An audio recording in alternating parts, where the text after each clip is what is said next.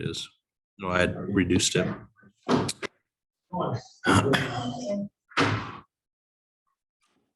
Very good. Should we get this meeting started? Of the postpone, I guess we rescheduled TAC meeting. We'll call the meeting to order. And then I guess I'll just turn it over to Jay, the chair. We approved last minutes. Anybody get a chance to do that, or should we just motion to approve? Yes. Nothing stuck out, right? No, I move to approve that. Thank you. I will second that motion. Everybody in favor? Opposed? Did you have any issues with the minutes, Becky? They just approved them. Okay, approving that. Okay, approving it? Yeah. Okay. Anything else? That I'm aware of. All right. A question on the 2023 calendar. July 4th is on the first Tuesday of the month. Do you want to push it back a week or cancel in July? I'd probably cancel. I would suggest we cancel July because of summers, but I'd leave it up to the commission. Looks like everybody's in favor of that. And the second one is January, first Tuesday in January, but first day we all get back to work. Do you want to keep it on that? I guess the third. I don't think I'll be here, so if that helps Oh. anybody. Give me my, By 10 will be back. So we'll cancel January and July. Oh, that's- those are the two I saw last time. Okay. Who's going to introduce our guest? Yes, our guest is Shane Eller. He's with Horrocks, the consulting firm that helped us do the update to our transportation master plan. So he'll be here to answer questions as well as take notes.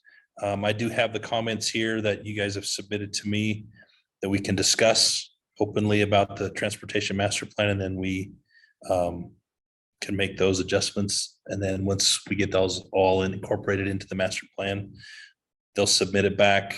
I'll review it one more time. I can send it to you guys as well, just to make sure. I think we're scheduling to be in the, when's city council in November? Is it the 8th?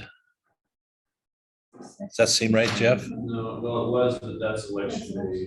Oh, it's the Wednesday after. Yeah. So it's the 9th. Yeah. So Wednesday, the 9th, I'll actually bring forward what the plan is, that we have this, all of our comments rectified. It's out, it looks good, and I'll bring that draft to the council in a work session, let them review it, comment, and then probably in December, then I would bring it to the council in a regular session for approval and adoption. Hurry up and slide in a lot of high density stuff in there so they don't know it. Yeah. What do you need us for? So for you, it's just going to be looking at, I mean, we'll go through this document. We'll address your comments. We'll discuss if you guys have questions. Some of them were philosophical. I know for you, Laura, you had a comment on like school zones in like 16th North and things like that. So we can kind of discuss some of those items, why we don't put those there. And also discussing, the project, because it has been identified on the RTP to widen 16th North. So it's kind of an informative thing. You guys haven't ever seen this document before, or some of the projects that have been identified. Also looking at one of them in there, someone made a comment about, signaling improvements. What does that mean? Have those been done? I think that may have been Marlon's comment, but that's what we're here for, to go ahead and discuss those items. There are some typos. There are some things that need to be clarified. Whether we want to, are we promoting BRT, or are we reporting LRT, or is it going to be an interchange, or is it an overpass at 8th South? Things like that. So it's just kind of cleaning all of that up. Understanding it's an update. We want to make it current and reflect all the current projects that are in the RTP. And RTP is regional transportation plan. It's been adopted by the city and by MAG and UDOT, as well as the county, where we've gone through and looked at this area as a regional nexus, if you will, looking at certain corridors that need to be widened. that have more of a regional transportation purpose than just Orem wanting to put a signal at 8th East and 4th North. So it's kind of a regional thing. And that's why some of those like 16th North, 8th East, some of the improvements down around UVU, those are kind of a regional type thing that kind of alleviate with the thought that it's going to alleviate some other corridor with this regional traffic and That transportation. was fantastic, but that wasn't my question. Okay. For the city councils, you need us for either the city Yeah. council or the city council. So for that, what will happen is that, yeah, it would likely be your approval and endorsement of the transportation plan. You would be part of that. Staff is bringing forward an updated, an update to our transportation master plan. It's been brought forward to the TAC. They've reviewed it, they've made comments, and they also support this and provide a positive recommendation too. So Do you need us specifically present? you're welcome to be there. My plan was to have at least the chair be there at a minimum. If you would like to be there, you're welcome to, understanding that those meetings are a little bit crazy. We'd hopefully be first on the agenda so we can get in and get out. But yeah, you'd be more than welcome to be there. So I don't be there. You're Go going ahead. to the work session, December, you'll be in the big general. That would be the plan, yeah. If you wanted to come to the work session too, if you wanted to answer questions and just see that whole interface, you're welcome to. If I was in your shoes, I wouldn't, because I don't like those kind of meetings, but if you guys want to be there, you're welcome to be You there. can watch it on.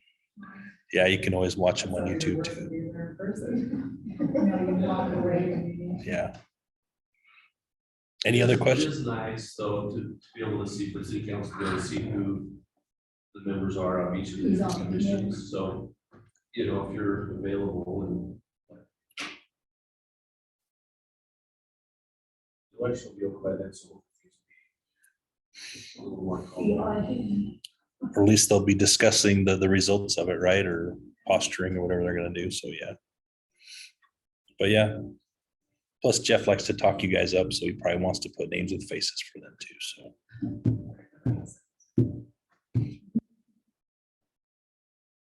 Okay, any other questions? Okay, we can get started then. I can go through some of the comments here. I've just grabbed some. Becky had some. When you were looking at page 48, and I guess what I can do is I'll plug in and see if I can share this with you so you guys can just see what I'm looking at as well.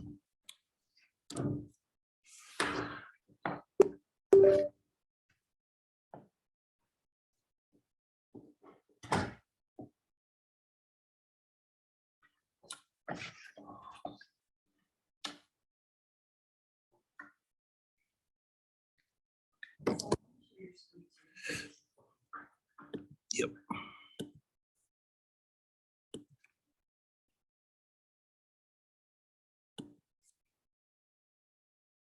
Okay, so do we want to go through everyone's comments, or do you guys just want to go through page by page? Which would you guys prefer? The shorter route. Okay, we can just go through it. Okay. So I know Becky had a comment on page 48. Hopefully this is probably not that page, if I had to guess. Your comment you had in here, That, just that typo. which is the number? Yes. There's a comma. Oh, just missing a couple zeros. That, Made it red. okay. Well, it's No. 14.5. No, that's worse. It's 0.5. Yeah, instead Is of it a comma, point it's a five, point. 414.5 and a half. instead of a comma? The half million is important. There So is it this? A dot, yeah. Okay.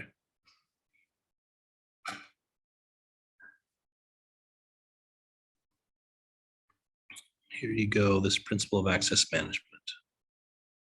Okay, which one? It's written, it's mutually exclusive, but I think you were saying it's not mutually exclusive earlier. So, This? yes.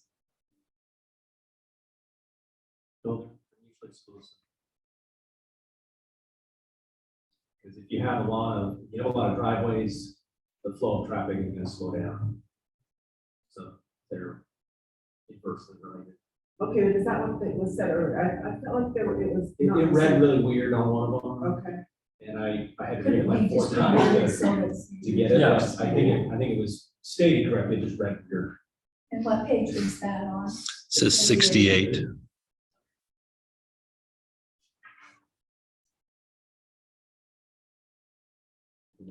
Higher.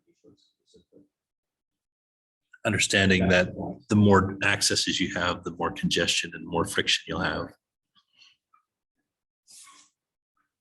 Now, that was an interesting section to read, because you don't think about driveways.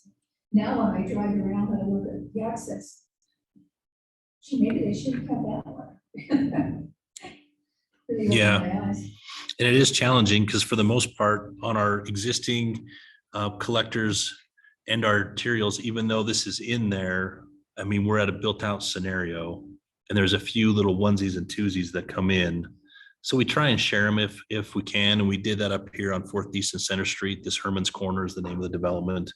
There's a little vacant lot there, and we do have them sharing at least one drive approach to kind of reduce it. But for the most part, we're so built out, to add 1 or 2 here really isn't going to make that much of a difference. But in areas like the Southwest area, then we'll be much more aggressive about that, where we're going to have a brand new area. We'll be able to actually have access management and be able to enforce a little bit better to hopefully make those better corridors. So 'Cause the- that's why on 8th East, from 800 South, you put that barrier thing in. Yeah. So that everyone doesn't back out. Yeah, it was that, I mean, and that was one of those things too, where if we're gonna, we looked at purchasing, I mean, there's a few ways you look at that when you're looking at a corridor in an existing condition like that. You can purchase one side of the road or the other, because you're kind of looking at it as a function of economics. And then if the other homes are there, you're trying to reduce friction. And if you have enough right of way there and you can provide a frontage road and then combine those so there's less access points, then yeah, we try and do that. And that's similar to what should be happening on 16th North. If and when that actually happens, they'll be looking to do similar. I think they're looking to purchase most of the homes along the south side, and then some of the remainder along the north side. East of 8th West, they would look to put in that type of a frontage road system if they have the funding available.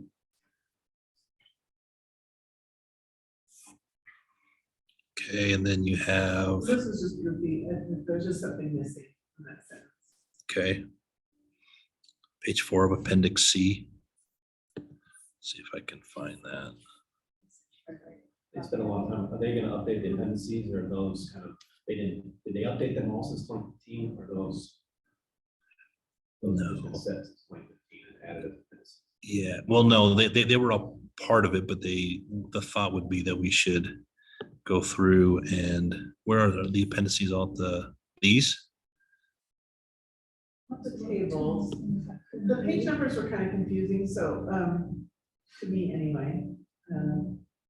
So this, where is appendix? It was Appendix E, is that what you had there? No, you see. Just see. Page 4 of appendix C, Okay, 2.1, project initiation.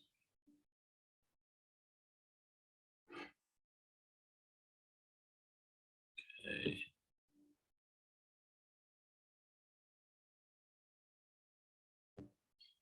Yeah, under the traffic calming. 112. Then it's the traffic calming, then it was 2.1. So it's part of the traffic calming toolbox. Is that the area you were? Yes, I think so. Found it. You look at I C. copied and pasted it.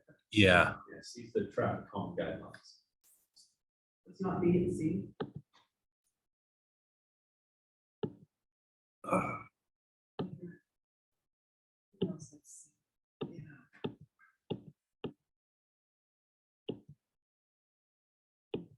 so here we're Appendix C, and you're at page 2 of Appendix C.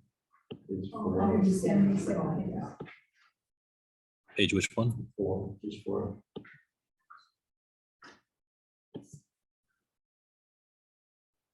Section 2.1.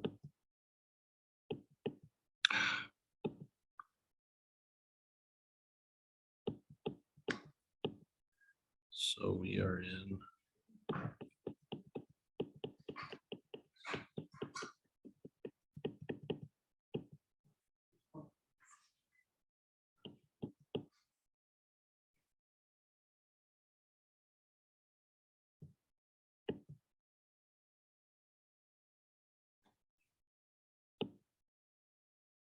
Was it page 4 of it? Okay. Will you look at the top of that? This paragraph? Yes, and you're back into access management. Did I go too far?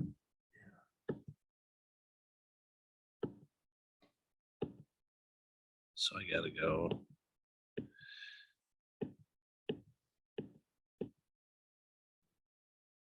Okay, so here's C.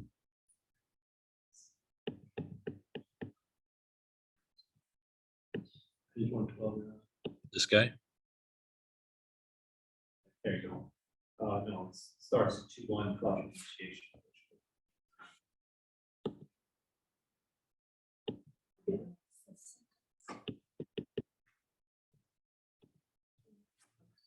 Top. There we go. So.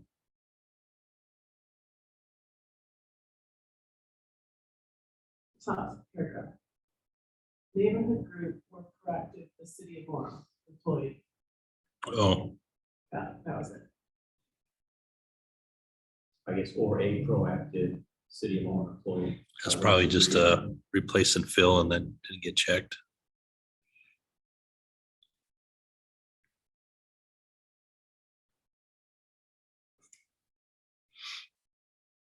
Because it could just take off the and say city of Orem employee, Yeah.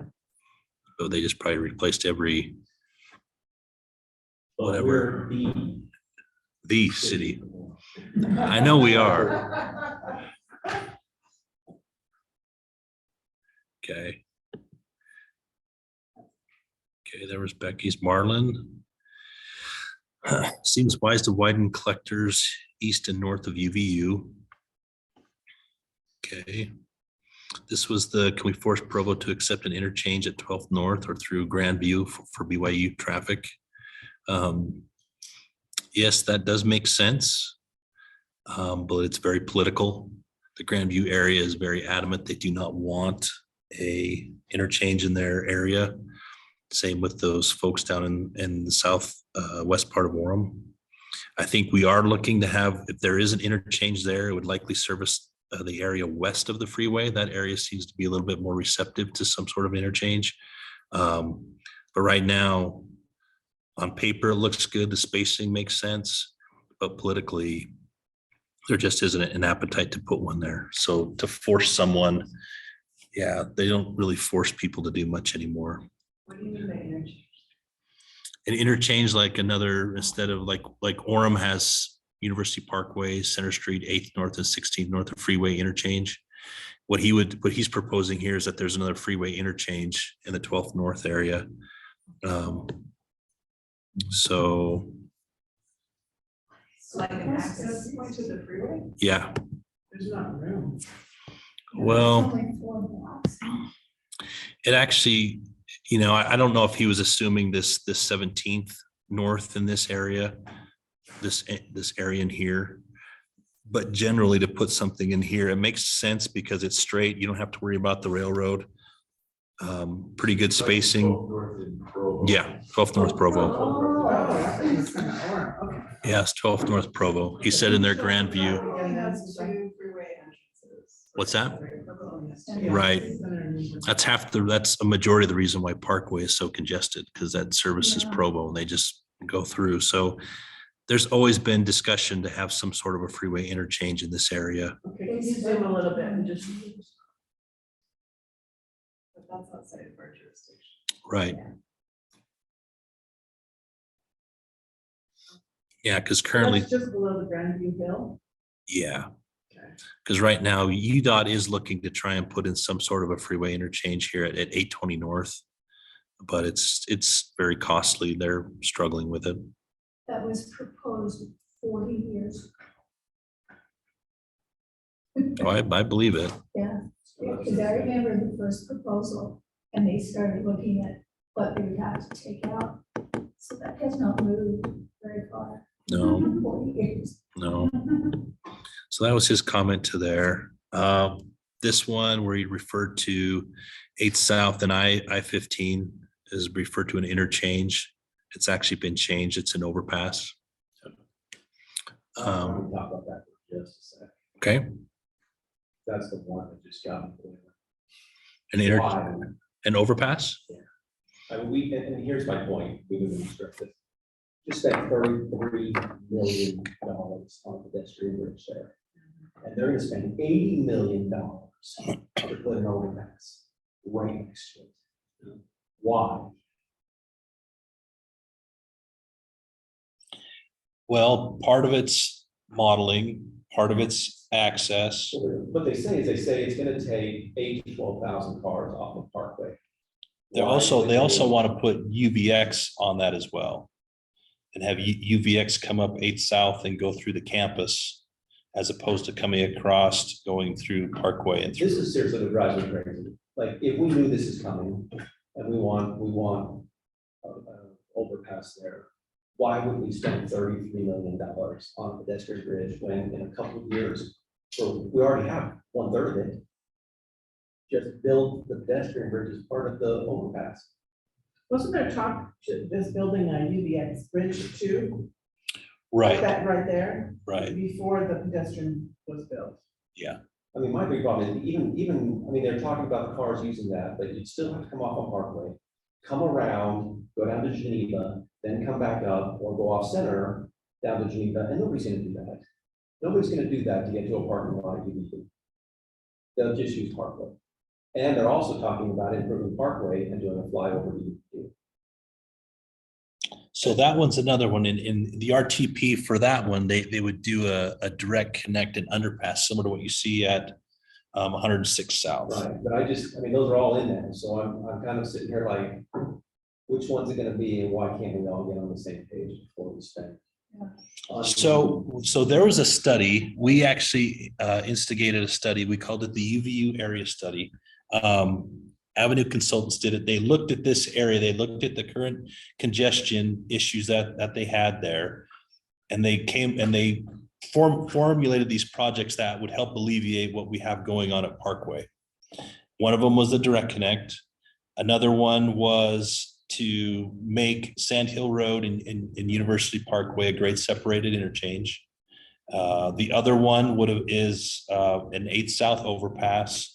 And then the other part of that too, which has been identified previously, is having 12th West widened to at least 4 lanes in both directions, five lanes, whichever you'd want to do. But they looked at all of those and said, if you were to build all of these, it's going to help with, because they're trying to look at solutions to get folks to this destination and let the people who travel around in this area do it relatively congestion free. Understanding too, that's part of this transportation master plan. It's part of what you guys decide is at what point do we live with congestion?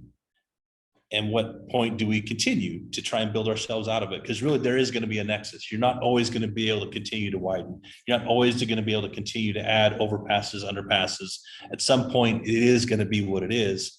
And then you look at investing into other infrastructure. You look at public transit, you look at active transportation, you look at creating these station area plans and whatnot. And then you go back to maybe in 50 years, the State Street districts are resurrected because we don't have people commuting. We got to be able to have businesses and residences close and we're walking. So, but that's all, I mean, that's why we're here to get your guys' feedback. Those are things that we've looked at because we're transportation engineers. We're looking at trying to solve problems. Understanding that there are, as you found in there, there's a lot of money that's being identified here to be spent without a funding source. What we're doing is we're prioritizing these. We're going to MAG and then asking for that funding, whether we do it over quite a few funding cycles or we go to the state and we look at jurisdictional transfer and they bite off a big piece of the apple at once. So if these are things we want to have at a lower priority, by all means, let us know.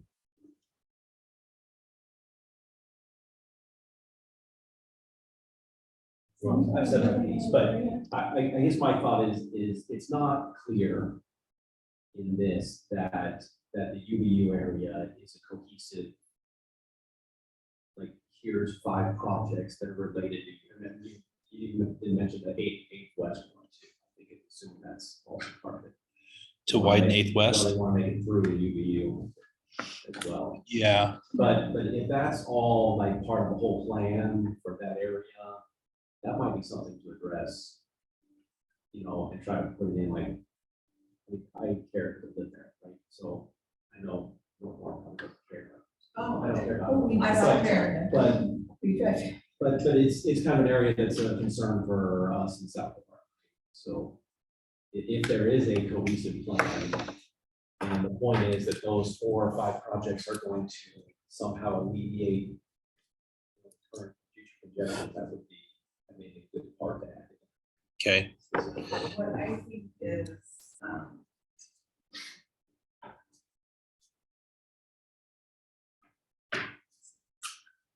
I worry, to your point earlier, that why are we spending all this money to spend on new plans and then we do something else?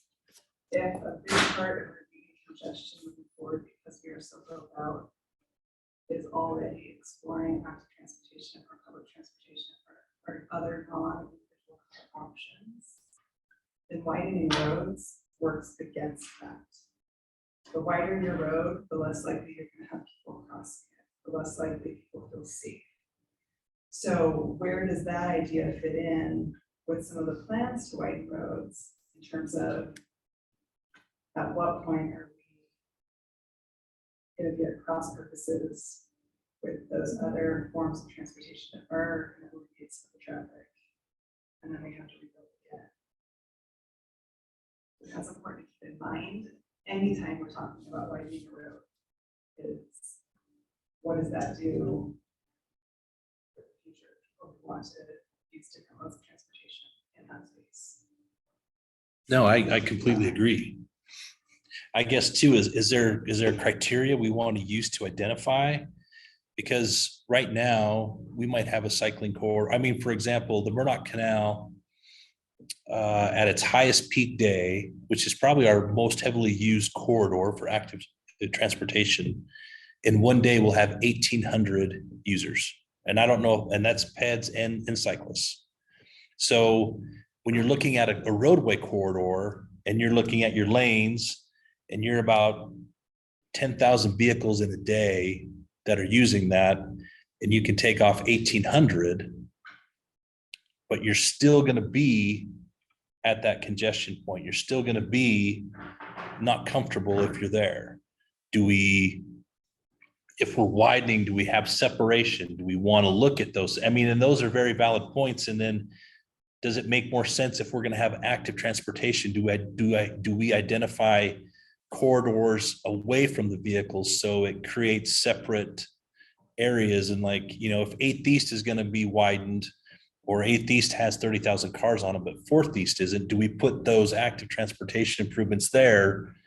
And then we get those folks there and we kind of leave that corridor, we identify that so it's comfortable. Because even if we left, and if I were to use 8th East as an example, if we don't widen it, but we want to put active transportation there, I don't know if majority of people would want to travel it. Or if they do, we're still going to be purchasing right away to make a separated, a buffered area. So we will be spending the same amount of money. But then I guess we come down to, okay, we're going to almost spend the same amount of money. Are we getting the same bang for the buck? I mean, right now, if we were to buy all those homes and put two lanes in, I'm adding 20,000 cars of capacity. I buy all those homes and I put in a buffered bike lane. Am I going to get 20,000 cyclists, runners, and walkers or scooter riders there? You know what I mean? Because I think as a tax-paying person, you want to look at, okay, am I getting the same bang for the buck? And we have that in here on our roadway projects. If we're looking at active transportation, if it's not more than 10% of the budget, we should look at it. And I'm fine with that. I mean, what's that breaking point? We want it to be 20% of the budget because some of these projects are quite expensive. And that's why I guess, present it to you folks, because I know there's a few of you that are very active and passionate about active transportation. Some may not be, some are lukewarm, but that's why we're here, so we can kind of discuss it and see how we want to put it in the plan and make it work. There just comes a point at which widening roads is only gonna increase your traffic. Mhm. Right, so you make something like 8th East, smooth drive for cars. More cars are gonna drive on 8th East, and it eventually will probably be as crowded as it is now. So you just spent all that money to widen it, to alleviate the traffic concern, and yeah, more cars are going, but you don't ultimately alleviate the traffic concern. Well, and then, and I can't remember what year they're wanting to put tracks up State Street. That blew my mind. Are you taking out the businesses on one side, or are you making another street wider so that it can take all the traffic? Because once you put tracks in, you take out 2 lanes. I mean, if you try to go up Main Street in Salt Lake lately, don't. Because it's 1 lane, 1 congested lane, and they've had to put all these cement barriers in to keep people from running across and killing themselves. So I thought, you can't put tracks up State Street and still have people riding on State Street. Sure you can. Unless you take the businesses out, No. you've got to make that much wider. No, we don't, So I think you gotta that have a north-south alternate route. for State Street, the thought was, I think, was essentially what would be eliminated is parking. You'd have some widening, but we wouldn't be taking businesses. Because you'd have the center median, so you have 14 feet to work with. You really need another 16 or so feet to work with to actually have 2 fixed guideway lanes, which would be either for BRT or for light rail. You essentially just take up the parking and a little bit of right of way. You're not taking out the businesses to make it work. And you do alleviate traffic, right? Because if you think about it's frustrating, like on University, seeing a whole bus lane was taken out, right? Except if you have 15 people on the bus, you have 30 people on the bus, and those would all have been people that are in cars, you've just taken that many cars off that space. And at peak times, you get way more than that of riders. So if you're building, I'm just advocating for not thinking only of cars, a little bit more holistic, because some of the things that we plan for cars don't always benefit the other forms of transportation. And I think if we do think more about all of them, then it actually, for those who are still choosing to drive cars, it can still also be a better experience. No, I mean, the thing is we're pretty accustomed to thinking of, we look at I-15 right now. And if you were to go out right now at this time, you're thinking, we did it right. You go out in 6 hours and drive I-15, you're gonna think, this is ridiculous. We could do this all with a single lane in each direction. But the thing is we don't look at it that way, because that's just kind of how it is. We're accustomed to it. We're used to it. We almost need to think of the same way with public transportation, because you're going to see that there are buses where there's 1 or 2 people, and yeah, it probably is going to drive you crazy. But if you thought about the billions of dollars we just spent to widen the freeway for a couple peak hours, what's the difference in that when you're spending millions on a bus, when in the peak hour, we are moving a lot of people. There's 10,000 people a day, I think, that are being moved on that, which typically for us, we don't carpool real well here in the West. That's 10,000 cars that we've taken off that corridor. And it may not be much, but it's a start. And it's like, we got to, in my mind, because I was thinking about this the other day, because I've been in some meetings and everyone talks about, well, I see all these empty buses. And I couldn't agree more. I would like to see some better planning to where maybe we utilize these buses during commuter hours, change the service times, because I would take it, but they're just set in their way of doing it every 30 minutes, and it would take me about an hour and a half to 2 hours to get here. But if we reprogram that, is there a different way to look at things to where we're utilizing the peak hour, because we're used to that with our roadways, because we build them for that peak hour. We don't build them for every day, because if we did, they'd be narrow and congested. So it is a thought process that we have to look at and kind of take into account. And it is a holistic approach. And if there's recommendations or there are things like that we want to add, that we should think about these things, that's what we had and we think about it. To this spot right here that we started talking about, that Jake brought up, I think it's important to recognize that UVU is a commuter school. But even as a school, they're trying to figure out how to not have, they want to expand, they want their students to grow, they only have so much work. right? And they don't want to be spending their money building more parking lots, so they're also trying to pay attention to how can we get people to walk? That's so how can we get people to take public transit? Maybe that's going through campus instead of just abutting the side of campus. Mhm. Maybe more friendly.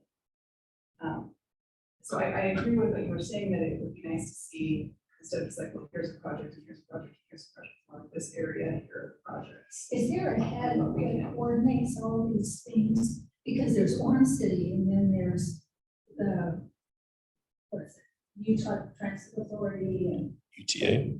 Uh, yeah, and so you have all these people, and it doesn't seem like a lot of them know what the other guy's doing. Is there a czar somewhere that It's Sam's the czar. oversees? Or Tell these actually, people to straighten up and let you know what their future projects are.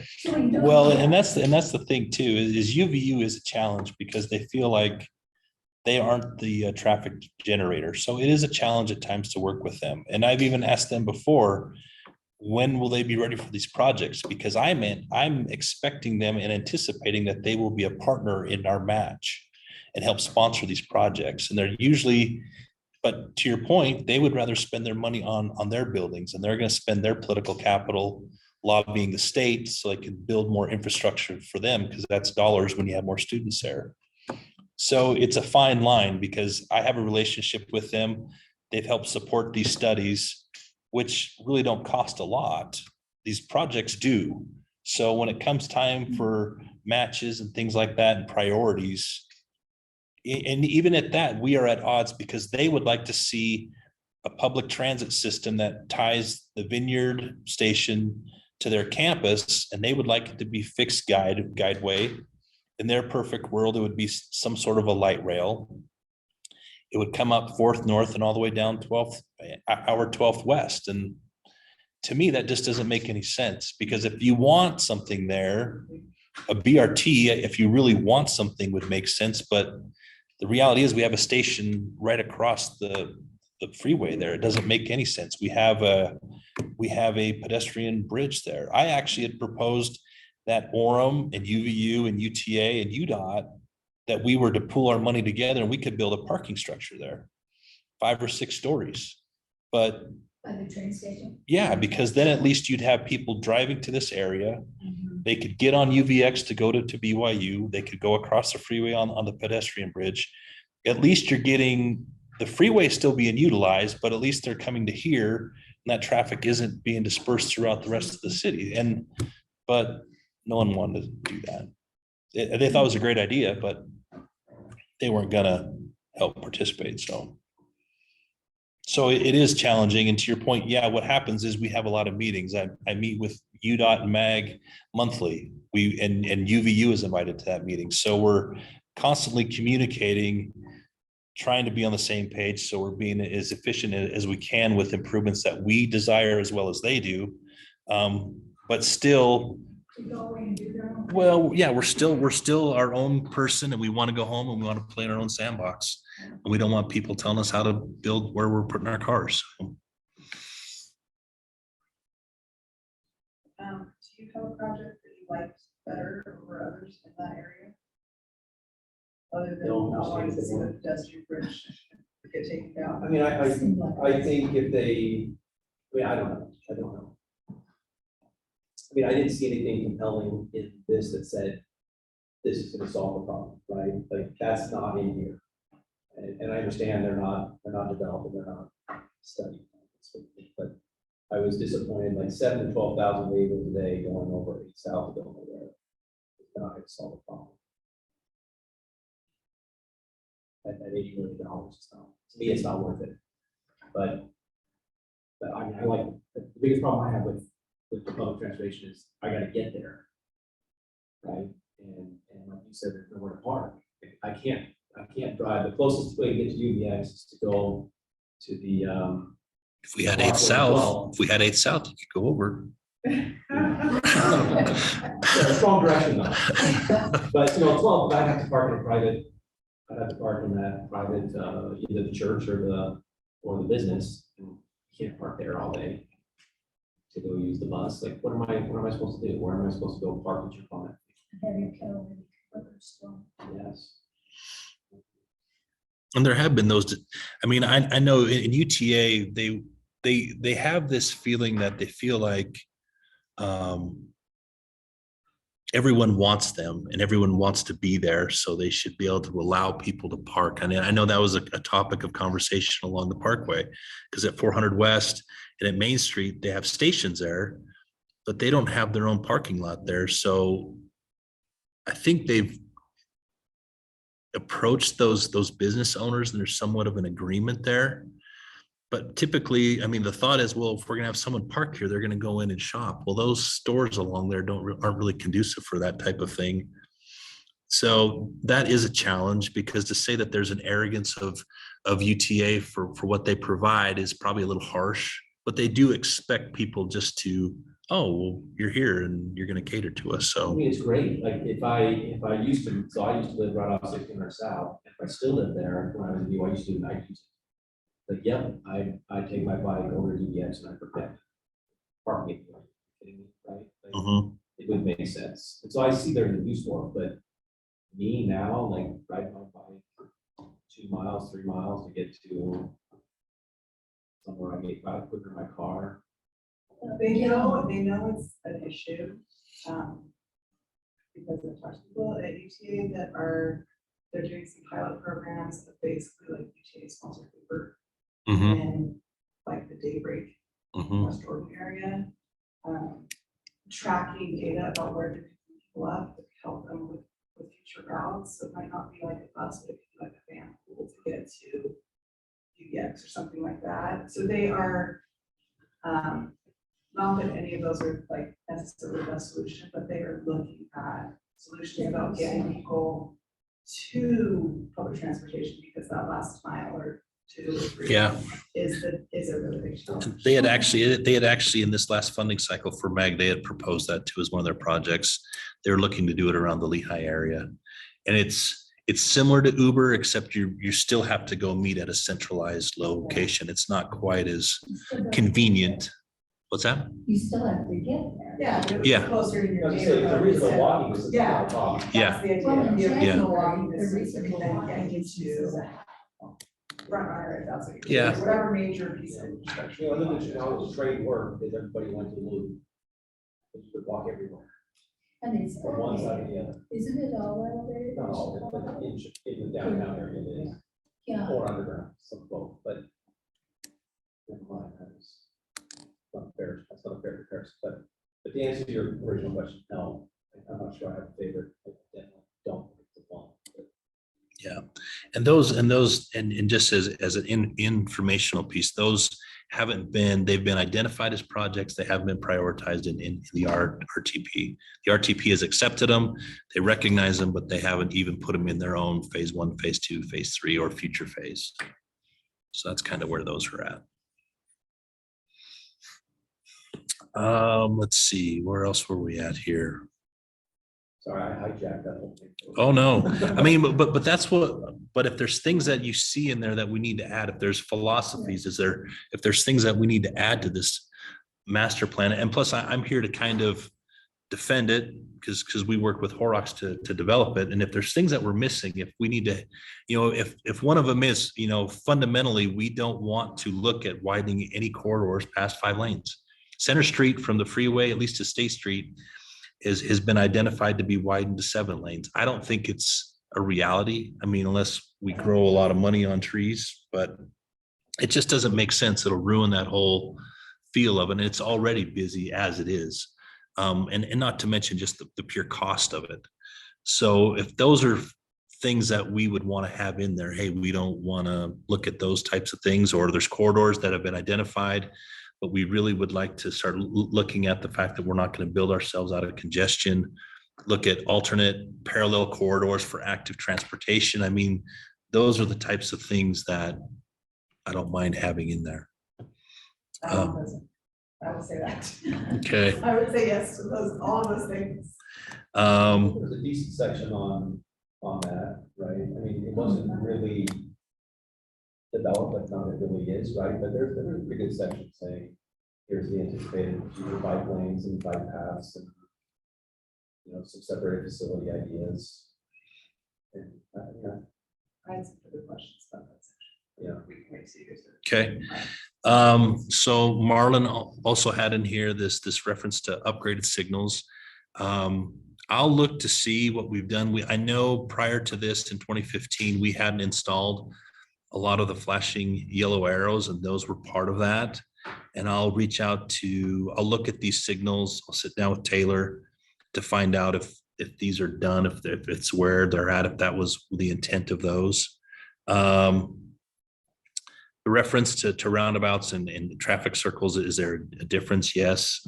The circles typically don't have any sort of deflection prior to or exiting the actual feature, where a roundabout will. Looks like there's a typo here. Page 40 in document 2.8.4. So the crosswalks at roundabouts are problematic. They are interesting. It's interesting, as we also are getting the funding to look at 16th North and 4th East. We have a couple consultants that have submitted to evaluate that intersection again, to see if the roundabout's the right solution. It's interesting, as I was speaking with one of the consultants. Oh wow, the microphone did get lowered. It's right there. There are some, and the ones that I was cited there in Breckenridge, where they obviously have probably more of a peak, if you will, when the ski hill closes. And there's a lot of pedestrians that ski down, take off their boots. One of them's an underpass because there's a large parking lot there. But just in that overall downtown area, as everyone kind of transitions down, there's a lot of crosswalks there at roundabouts. So I know they are problematic, but I don't know if the problem is the roundabout, or it's just that we're not doing what we can to calm traffic as they approach it, so that they're at a slower speed, they can react, and everyone, it's not so much of a backup and congestion. So that's kind of what I had commented there. Familiarity with, things like that, don't you think? Just Yeah, knowing that it's there and what to expect when you get there. Once you become familiar with it, then it works. yeah, But at first it's like, what is this? What do I do? Yeah, as a pedestrian, you're competing with moving cars instead of stopped cars. Yeah. Yes, they never stop, and you just gotta run across before the next one comes. It's full scale. yeah. So we'll just look at that and see. I know there's been some evolution there, and so I don't know if it's just a fun, and because of that, I don't know if it's 16th North and 4th East would be the best treatment, because it is a pretty busy corridor. Do we really want to get cars slowed down to below 20 miles an hour on all four of those legs approaching it? And when we do that and we get through, it's safe, but then we got to look at, okay, what happens downstream or upstream as those cars go through? Because typically when you have an area where there's a lot of traffic calming and there isn't, people have a tendency of speeding up because they feel like they got to make up time, as we've all been associated with that. So anyways, that's one of the comments he made in there. He didn't spend much time on the appendices. They need to be sorted. So we can look at that and see how that flows, how the appendix. Here's Laura's.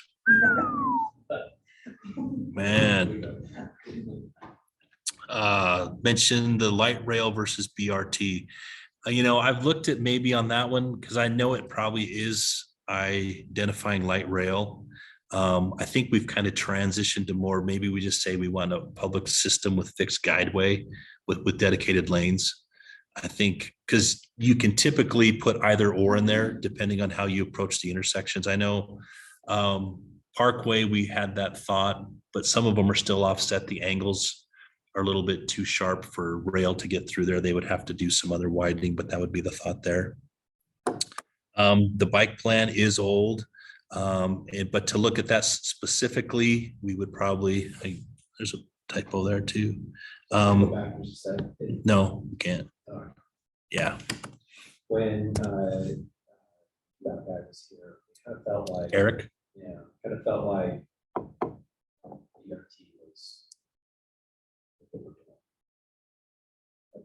light rail even an option still, or? Depends on who you ask. Politically, people, I mean, for lack of a better term, they think the rail is sexy. I mean, you have a rail there, you have cars, it's pretty cool. I mean, it's kind of a cool feature. The reality is that, yeah, BRT is much more economical. It's easier to add buses. The biggest challenge with the BRT system is if you have your stations or stops that are alternating sides, those buses get really expensive because you have to have a bus that opens on both sides. And the real expensive piece for the UBX project is when you were constrained to Buy American because of some of the grants, there was only one company, and that's in the States, that makes that bus. They're about $1 million a piece. So it's not that it's terrible, but it's just, you want to try and go to, are we all going to be side running or are we going to be center running? And you want to try and multi-purpose those as much as you can. So that's really the only trick with those is those buses can be expensive, but they're not nearly as expensive as a rail station. More than that, so. And that's the biggest, and the biggest reason why light rail hasn't developed here is because we don't have a maintenance facility here for those. All the maintenance is in the Salt Lake Valley, so they got to go from there out like a spider web. You could come down here, but you'd have to build a separate maintenance facility. And yeah, you could go ahead and service the Provo-Orem area and work out, but we don't have that rail facility. So it's all got to go back and forth.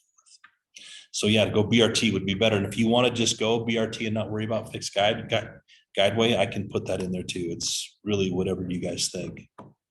It's still an option, I don't mind saying, I'm just I curious. think you are flexible. Okay.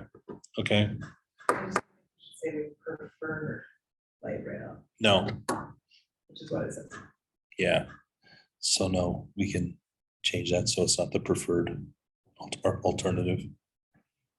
And saying protected guideway or Yeah, whatever language is fixed preferred, guideway, fixed yeah. guideway, Yep. leaves it open then. Yeah. But I do think there's a lot of education that needs to happen around what PRT might be, at least to start more economical. You can always add rail lines after that, right? But Well, it's crazy because if there's any sort of an accident on a rail transit, they have to use a bus bridge to get them around because there's the accident, the rail can't go anywhere, the train, because something's in the way. Where if there's an accident, the bus can steer around and keep driving. So I think for a lot of reasons, I prefer PRT, but if Yeah. it's gonna help politically to leave it open. it's- politically right now, there's not a big appetite for public transit. So to mention that we want to have it there and continue to have it there might be a little bit of a hiccup, but we'll see where it goes. I don't know. What do you think, Jeff? Sorry, I'm just replying to it. Go ahead and finish and then we'll ask you about what the political climate of public transit is. Oh, well, currently, not really positive.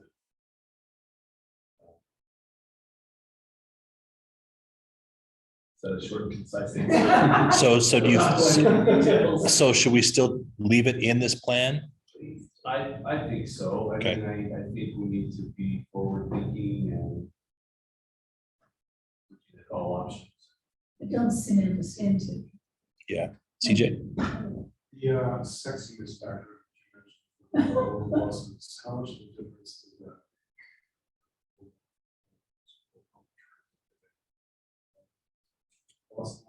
Is having the option of upgrading to rail later make it cost?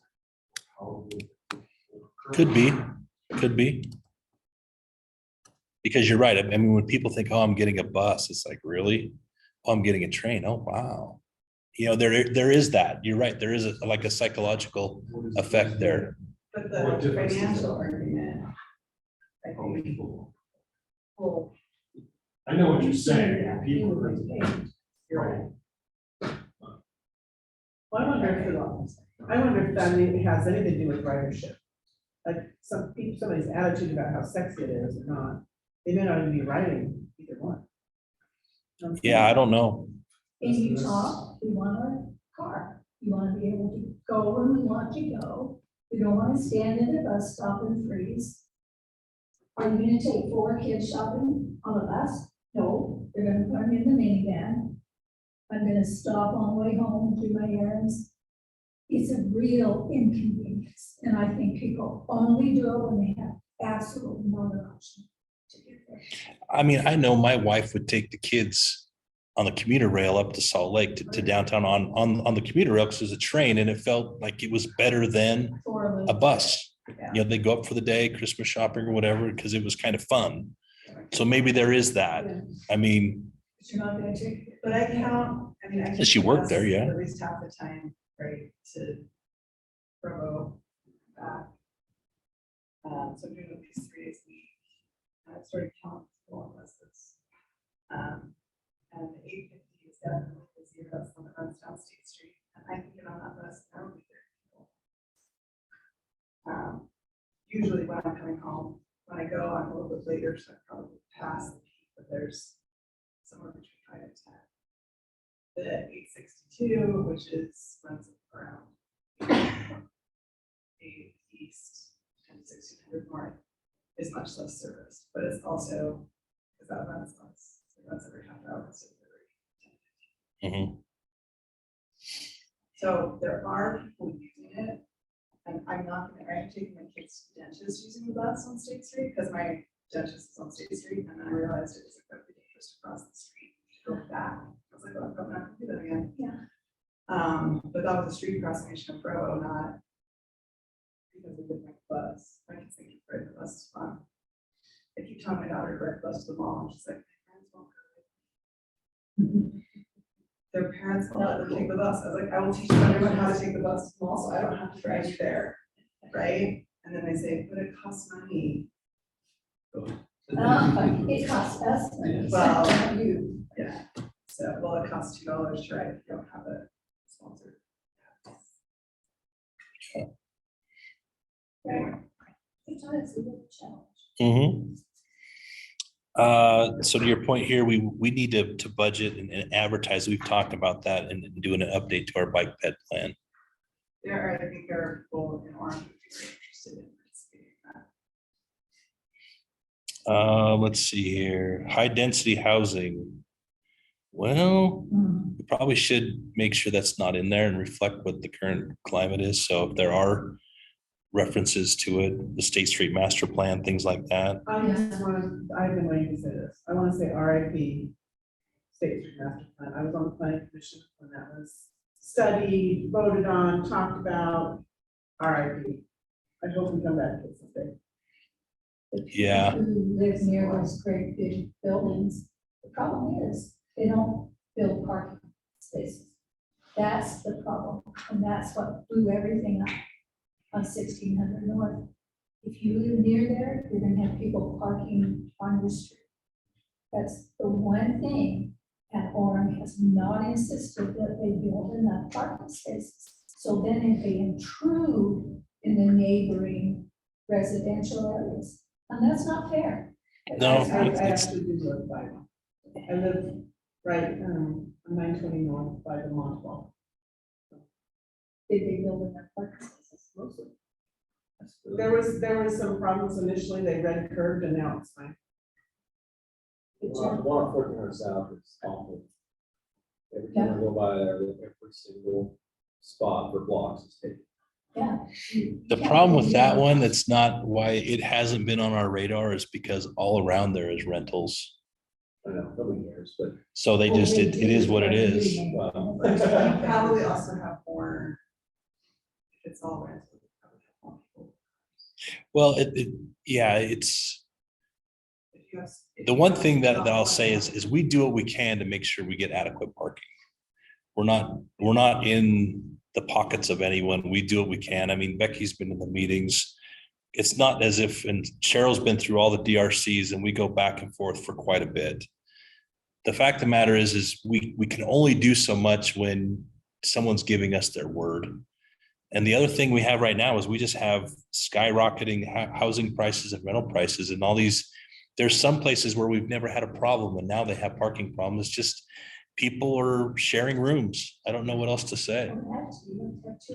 And I would probably say if you looked at residential neighborhoods that where families were there, there's probably more cars parked on the street there because they have family members moving back home, but you're going to be sympathetic to Jeff's kids back home because they're, you know what I mean? You're not going to say, oh, it's Jeff or it's Sam's kids or whoever's kids. I mean, you're going to be sympathetic to it, But if you don't know that person, then you might say a little, so it's a tough time. It really is. And yeah, when You can't I, really anticipate that. When you're No. finding your 1.8 stalls or whatever. yeah, You can't say, oh, no, we actually need 5 because the economy's gonna yeah. go crazy and everyone's gonna move back home. And I, Increased those in the last few projects, with parking, we increased the parking. Can't have at least 2.5, okay? yeah, and I Which is mean, more reasonable. But, yeah, there's so many unknown variables. I had someone in my home probably a year and a half ago. We were having this conversation. And we walked out of my house and I had 5 cars in front of my house. Well, 3. And my driveway was full and it's like guilty. You know, Yeah. You're that guy. yeah, I mean, it's like, yeah, it's. But it's your property, it's your drive. If I consider that my parking space is in front of my house, you know, But but. No, that's not it's all public. things that are It's cars. public. And It's we're public. worried It's not about yours. congestion and too much traffic. Okay, so let's put 3,000 more apartments along State Street, that will really help. well, yeah, I mean, that's a topic for a different day, but I mean, that's just a matter of trying to utilize, but anyways, no, it's parking is hard. It really is. And I had someone come in and I thought, hey, this is a great place for you to build it. But I'm gonna tell you right now, our council is not sympathetic to any of that. And unless you can park it and park it to the extreme, it's just not gonna go anywhere. I mean, you're looking at maybe 5 stalls to the unit, and they looked at me, and I said, I don't know what to say, but I mean, if you can't guarantee that you can be self-contained with parking, it's just not gonna go anywhere. I mean, because no one wants to have that. I mean, you're looking at having to permit it or do all these things, and it's like, and I get so tired of the complaints, just as everyone else does. And it's like, it's a growing pain is what we're going through. People found out how cool it is to live here. And so, yeah, it's just hard. But So your option is to get rid of that high density. is it, if it's a map, if there's anything in there, yeah, we'll scrutinize it. It was just. The comments. Yeah, they got the reference page to- 16 is the high density map. I had comments on that, but you're gonna get rid of it. Makes my comments about it. Okay, we'll look at it and see. I don't know if it's referencing current density or what it is, but I I'll. think it's, The thing I saw was page 3. So what paragraph page is it in the 2. PDF? page 16 of the PDF. It looks like it's current. But it's certainly not future because they still don't have the UEU. Oh, this is, yeah, we gotta get, I think I made the comment that we need to get rid of this zoning. Yeah, I had It's- need it's current not map. accurate as of And then on. 3 or 4 years ago. So we have this, and I think they've made some modifications to this. This was one of them. I said, yeah, we need the current map. I don't need to have that brain damage in the work session, because yeah, it's not what we're having going on right now. But that was the old existing districts right there. So we can make sure that that's done. It even takes long. Right? I don't know. Yeah. There's an area set up, but Okay, school zones. So with school zones, it's kind of a tricky thing. The state, this is one of the, and we're gonna do a work session too, I guess for Jeff's knowledge. We're the city staff, and Jay's actually gonna be in there and present too. We're gonna go over some of the warrants and things, why we do what we do for stop signs, school zones, signals and things like that, warrants and whatnot. We typically have a school zone right in front of the school. We don't typically have school zones. I mean, we can say there's a school crossing, but we won't necessarily slow down traffic if there's not a school right there. Understanding you would like to do that. Is that how I read that? You want to have it on 16th North, even though Yeah, Northridge well, is off? It struck me that there wasn't a school zone because off of 16th North, there is an elementary school and a high school. Which are blocking each other. Yeah, we typically don't do those for high schools. We could, obviously, if there was a need in front of Northridge School in the area right there, that could be a school zone. The problem is though, is that speeds have to be posted 30 miles an hour and more to post a school zone, to drop it to 20 and have the flashing lights. That's how, think of 1200 north. Say that. just, I mean. The way I've been told is that in order for us just to put a school zone in, if you're at a 25-mile-an-hour zone in there, it's not really warranted, but if your posted speed limit is 30 miles an hour or more, then you can put the school zones in front of the school with the flashing lights to lower it 10 miles. That they have done. Well, But okay. yeah, you're right. I mean, because you look at 8th East, I think we have a school zone right there on 8th East as we approach on Center Street and 8th. Well, At the my signal. elementary has them both on 4th and 4th. Yeah, That's 25. but the school does front and have direct access to 4th and 4th. Yeah. Northridge, I don't think has access to 16th. Oh, you're North. saying just, Are you saying the school's on 16th North or just in front of Northridge? I was saying 16th North, so part Right. of that was the other email that I sent you.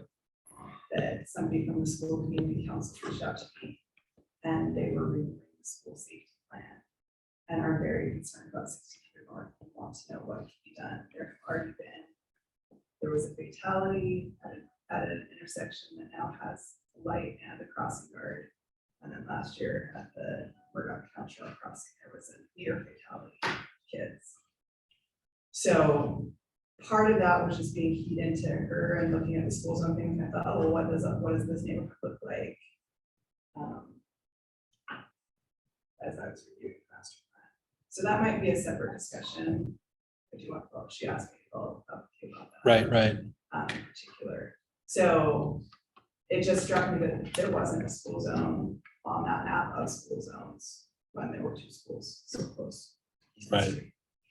We can look at that. I know we just went through this with Vineyard at Vineyard Elementary on 4 South. And the PTA there, they wanted to have a school zone on 4 South in that area. And the only way that we could warrant it, justify it, was to increase the speed limit on there to 30 miles an hour, which wasn't much of a stretch because the 85th percentile was there already. It's already there. And then we could go ahead and install the flashing lights and do that. So, and I can look at it. I mean, this obviously isn't my strong suit. I rely on Taylor. He's our traffic operations engineer when we go through these warrants and requests. Understanding that there are areas that have them that may not necessarily be warranted. We don't. And that's where, That's where she had looked and been like, this school has that. Right. You know, and they don't fit the definition. because as far as I know, even on 8th East and Center here, if you're traveling east-west on Center Street, there's a school zone, it's flashing, but it shouldn't be there because the school isn't there and there's already a signal there for students to cross. But it's kind of just been left there. So I don't know. And that law seems to go back and forth a little bit too. So we can verify and see what's going on and what happens there. But as far as I know, yeah, for 16th North, I wouldn't see where there would be a need for that. Timpanogos around the high school, gosh, it'd be nice to put it down. Yeah, put speed bumps all throughout there and keep those kids slow, but I really can't do much about it. 600 North in general. I Yeah, think there's worry about speeds. Yeah. oh, I totally get it. And fighting it. would make that worse. The Safe Route to School, What's that? the Safe Route to School program. That's administered through the school district. It's actually the state now takes it. Yeah, with the state and city, I guess, Mm-hmm. also, but they kind of look over, they have to have a plan to get kids from the neighborhoods to school. And they have to have the crosswalks identified. I think that's maybe what they've been looking at. Yeah. And then had questions. So each about- district will have, you can look up their Safe Route to School program. for each school. Yeah. You might want to work with them and see, you know, but they're gonna have a lot of power Yeah. to push something like that. I've always wondered how kids make them classes. I didn't know what they don't- I think they just run for their lives. That's what they do. Yeah, saferoutes.utah.gov, and then you can, as we can chase this squirrel. She You knew that I can, was on this mission, so she called me and she was like, hey, I have questions about transportation. I was like, That's good. I will Take care of that. forward your questions to someone who can answer them. so there's your safe routes map right there for What school Northridge. is that looking at? That's Is that Northridge. 16? Yeah, that's Northridge. Yeah, and street directly in front of the school is very, very residential. And Is that people are on actually the pass south on side it. there? So you don't actually have any students coming from the south side of 1600. Well, no, They're not, it's not. But they're out of boundary. Of the school, but yes. so that's a challenge, is because then the school looks at that, because if they were outside of that, and I think they categorize collectors and arterials, kind of a, what you call it, a feature that you would have to bus them across, because they don't want to put a crosswalk there or signal. So they obviously define these boundaries, so that, it would help that you wouldn't have to, but then you have these kids that are outside of the boundary. And I think it's kind of a loophole. It's like, well, you can, but then you're not eligible for, so I don't You're on know. your own. Yeah. Even though you're probably closer to that than the other schools. But anyways, but yeah, safe We routes. can follow maybe separately. And Yeah. Reference safe routes. That'd be great. Let's see. State Street corridor, I actually spoke with, so on my meeting today with UDOT and Eric Rasband, what they are looking to do is south of about 700 south on State Street. They're going to put the bike lanes will shift and the bike route will be on Orem Boulevard. We're working with them. They are going to put together a project. They'll sign it. They'll give us some money, and we'll start working on all of the inlets to change those to be more bicycle safe, as opposed to our round inlets that kind of create these dimples that are kind of horrendous. We won't widen it, but it's wide enough to put the lanes there, but we'll just do some improvements to make it a little bit more attractive to ride your bike there. Because right now, those old sump lids are not very fun to ride your bike through. Is there any talk about striping Yeah, they'll stripe it too. alert?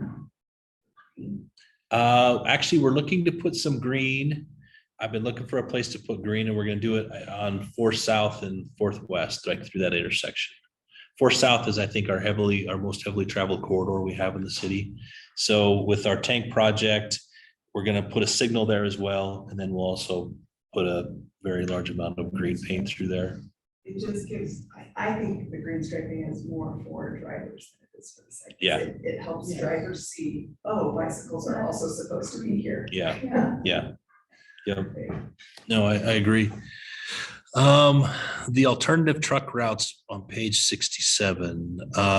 Yeah, I think what you're looking at is it's kind of an emergency. If something happens on State Street or University Parkway, these are your other acceptable routes, not to be used frequently, and that helps us too for traffic control. If 8th North, I know they were doing a microsurfacing project at night. They wanted to know where they could detour. We have these maps, so they would take them there, because we don't want them going down 4th East. We'd want them to, let's have them on 8th East. We're not saying trucks should go down this road. No. If we need to divert. and Yeah. find a place where- Yeah, Okay. yep. Okay. Let's see, I think we need to look at more street design, traffic calming measures. Have 8%, yeah. Yeah, That was just shocking, right? If 85% of if a majority of our streets have 85% of the drivers going faster than the posted speed limit. Like, just posting a speed limit doesn't necessarily tell drivers. It tells them that they could get a ticket, but there are other ways that could help them see to go slower. Right, I think about this when I come, if I do drive, it's again, Grover Road, but if I come down 8th East and go on that road, that would connect, what is that road? Is that would connect them to Dewey's campus, runs down to the river bottoms? Carterville Road, No, like the big road. University Parkway, That's what it still is, okay, sorry. University Parkway. I go really fast on that road. I have looked to see what University Avenue is. And I'm like, because it's big and it's wide and it's open and there's nothing else besides a speeds, a stop, a posting telling me what speed I should go. And people ignore that. Never been a call. But cops, even enforcing it, that will help. I mean, at least stuff that I read says that it'll help for a week or two. And then people go back up. So as road design, it's gonna be a thing. We really want people to be driving slower on specific roads. Then there are design measures that we need to use to help drivers feel like they need to be driving slower. Because if they feel like they can be driving faster and safe, they will, even if the speed limit says it. Off my soapbox. Yeah, my husband, Bernie Turner, was a traffic officer for Old City for many years. And he did the studies, a lot of the studies, because he's worried about, speed. And so he would sit, he would track, he would radar. And what he found in talking to people, they will go what they perceive as a safe speed. So like, I think they upped the speed on 80s from 25 to 30, because people were doing about 32. And so everybody thought, "Oh, you raise it, they're gonna do 40. No, they kept going 32, because they perceive that as a safe speed. Mhm. And so sometimes you need to be reasonable. 25, there's not a person in this room who drives 25, Including you. including me. Okay. Because 32 is a safe speed, and that's what I tend to do, and I can still see what's going on. So posting at an unreasonable speed, because people will go what they perceive to be, and their national studies show it's true. So So if we want people to drive slower than they are currently driving, you gotta put I think bumps we have to for have some, this.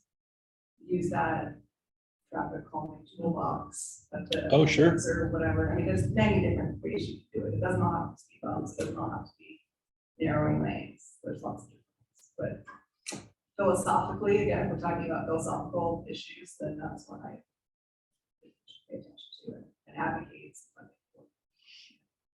Yeah, I mean, there's all kinds of things. I mean, because typically the people that speed are the ones who use that corridor frequently. You're in your own neighborhood, you drive your roads faster because you're used to, oh, Cheryl's not gonna be out walking her dog at this time of night. Oh, I know her kids are out. I mean, there's all those little things that you take into account and you just proceed at what you figure is gonna be a safe, a reasonable manner. You see children on the sidewalk. My husband and I have different ideas about what a safe speed is on 400 West. So there are kids on the street, slow down. But he sees it as it's big and wide open and straight.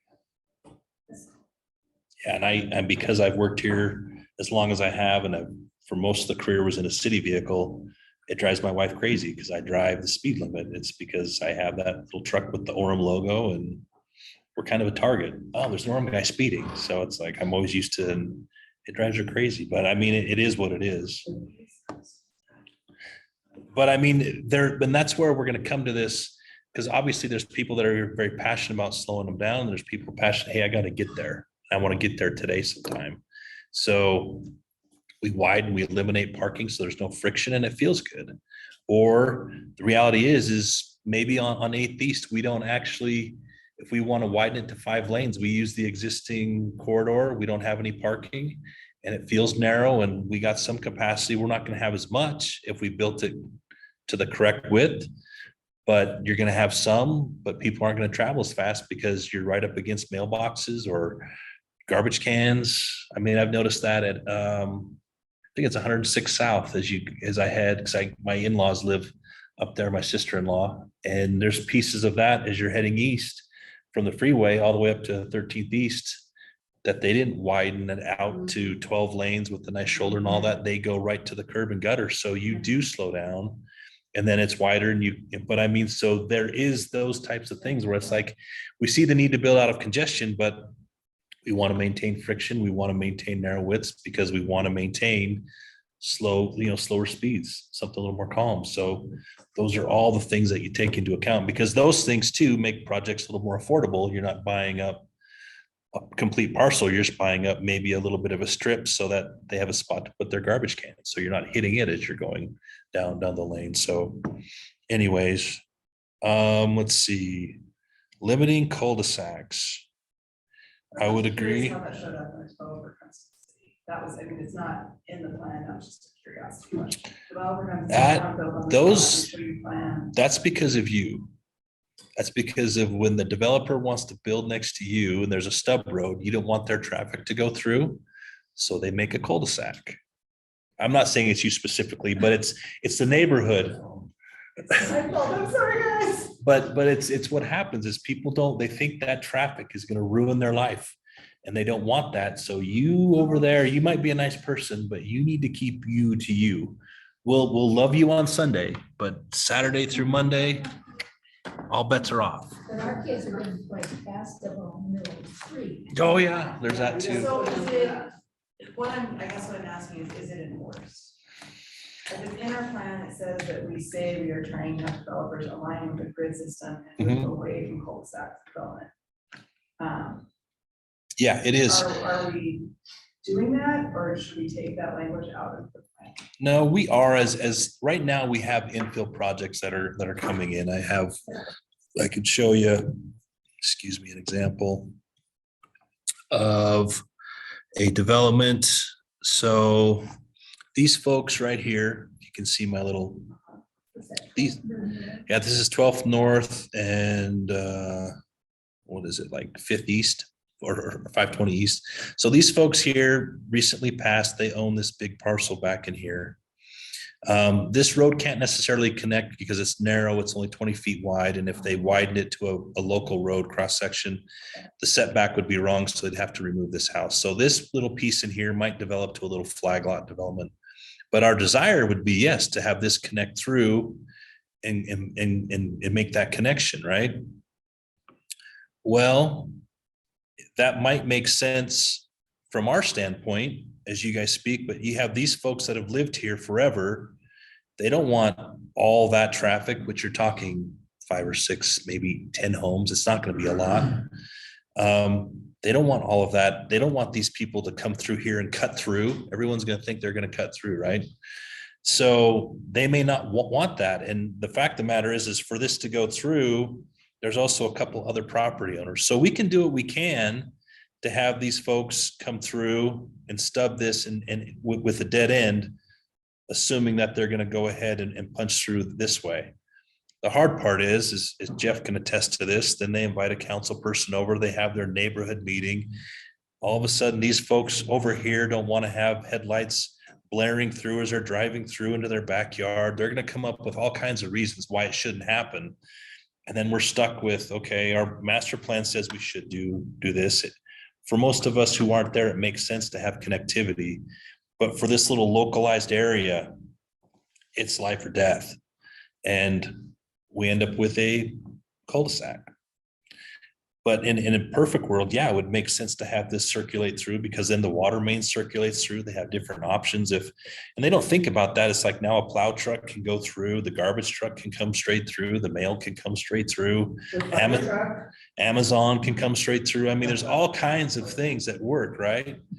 But everyone gets pretty focused in on that and say, oh no, it can't happen. So. But the city still does advocate for it. Oh, yes. It should be maintained.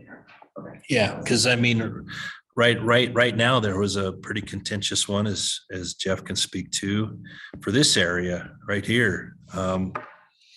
There was when this all was developed through here, there was an agreement, gentleman's agreement that said that when this piece develops, they would connect through. Well, these folks passed, people were looking at buying it. One of the gentlemen, he called me, hey, what can happen there? I said, well, you could rezone this and you could probably, because it would make sense to rezone it, get four lots in there, development, make your money back. Well, we don't want that to happen. Well, if you don't want that to happen, the only way that you can control its destiny is if you buy it. So they bought it. Well, I was thinking they'll buy it and they'll leave it. Well, no, they want to develop it too. And it's like, well, you're kind of forced in the same spot. You're still going to have to do something. So that being, you're going to have to finish this cul-de-sac. You're over 150 feet here, so you're going to have a turnaround. So you have really two options to either connect through, which would help with a lot of things. Your water quality would be better. You would have an alternate route. I mean, these folks in here could just come straight here. They wouldn't have to drive. I mean, these folks in here would love it because not everyone would drive in front of their home. You got public safety. There's a lot of benefits. Or if you don't want that, then you could, by code, finish this cul-de-sac and put another one here. So you'd have back to back. I'm not saying it's a good choice, but that's an option. But, and it would take up a lot more of their property. So, things that seem to make sense and we have in the plan, we go through all this thought. And then you still have this happen and you're like, how can we get around this? When they just, it's part of the process and it is what it is. But to your point, yes, we do what we can to encourage connectivity and not necessarily cul-de-sacs. And we're, part of this plan too, is we do have a plan, and I forgot to bring it, of generally what we have planned on doing down here in the southwest area, where we want to have some collector roads, and we want to be able to have Lakeview Parkways. We're looking to have a four-way, an intersection here, signalized intersection. We would like to have some sort of a connection that goes east-west and connects up here. So it allows another connection here out of Business Park Drive. This area down in here, we would like to see it connect up. Give these folks, some different points of access. So understanding that we can't really control and tell someone how they want to develop it, but we can at least put a line on a map saying we need generally in this area an east-west connection. Because right here where the Temple site is, we had them. I was pretty firm saying we need a public road that's going to go right through the middle of your property. And they didn't like that. And I said, I'm sorry, but it doesn't make sense. I'm not going to make all these cul-de-sacs. I'm not going to make all these peninsulas. We need to have connectivity. Folks in this area need to have another route if something happens on Geneva Road that they can get out and around.